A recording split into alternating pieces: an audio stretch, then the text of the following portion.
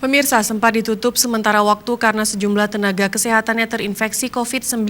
Rumah Sakit Umum Daerah Muyang Kute Bener Meriah kembali dibuka layanan dasar untuk umum namun tidak dibenarkan jam besuk pasien.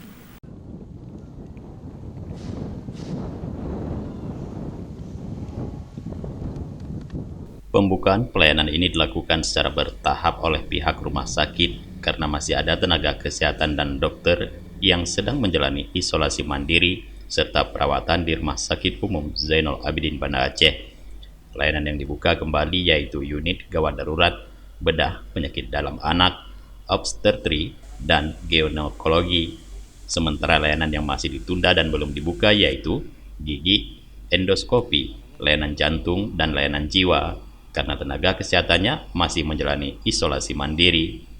Direktur Rumah Sakit Umum Daerah Muyang Kute menjelaskan bahwa dari 15 tenaga kesehatan yang sempat terkonfirmasi positif COVID, saat ini sudah membaik dan masih menjalani isolasi mandiri di rumah masing-masing. Dan satu di antaranya masih menjalani perawatan di Rumah Sakit Umum Zainul Abidin Banda Aceh.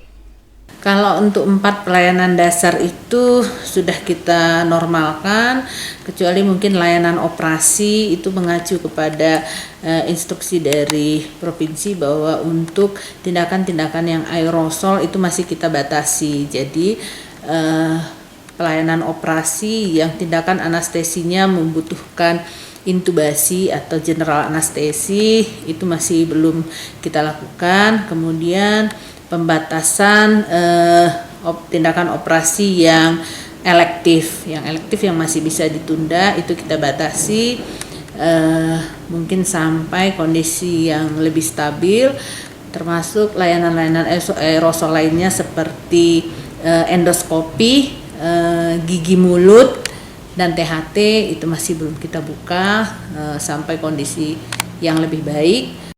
Dari Bener Meriah, Tim Liputan Aceh TV melaporkan.